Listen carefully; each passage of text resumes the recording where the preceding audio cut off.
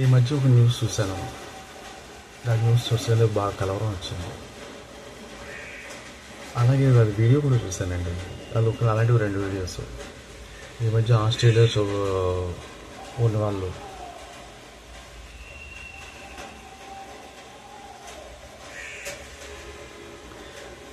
వాళ్ళ పరిస్థితి వీళ్ళు అసలు ఎలా మాట్లాడాలో అర్థం కావట్లేదు. బతుకు తెరువు గురించి అంత దూరం వెళ్తున్నారు. ఎంత దూరం అక్కడ సెటిల్ అవ్వాలి, ఇల్లు చూసుకోవాలి, పిల్లల్ని చూసుకోవాలి, భార్య చూసుకోవాలి, ఇక్కడ ఇండియాలో ఉన్న వాళ్ళని చూసుకోవాలి. వాళ్ళు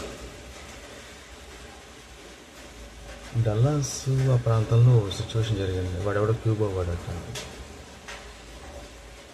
ఇతను వాషింగ్ మిషన్ విషయంలో ఇతనికి ఆ భాష రాక వాడికి ఏదో చెప్పబోతుంటే ఆ లేడీస్ అక్కడ ఉన్న పర్సన్ ఎవరో మేలో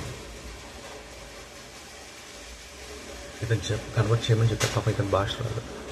ఇతనికి అన్నట్టు కూడా ఏంటో మనసు నేను వార్త చదివా.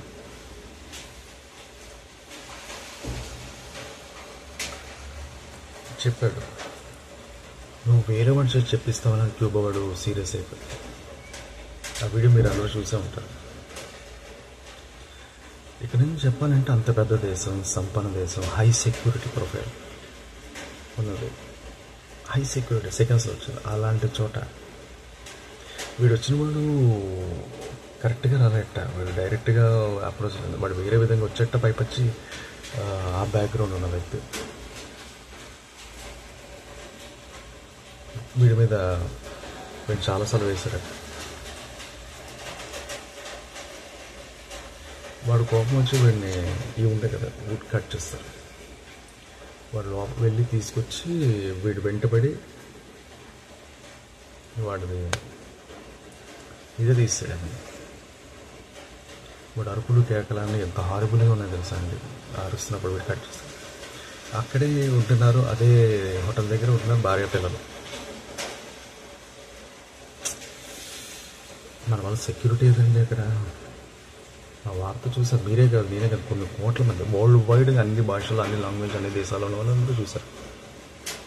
ఎందుకంటే ఒక వ్యక్తి ఒక రాష్ట్రానికి వెళ్తాడు, ఆ రాష్ట్రం నుంచి ఒక దేశానికి వెళ్తాడు. అలాంటివి కొన్ని 100 దేశాలు టూరిస్టులు ఉంటారు. అసలు సెక్యూరిటీ లేకపోతే కదా.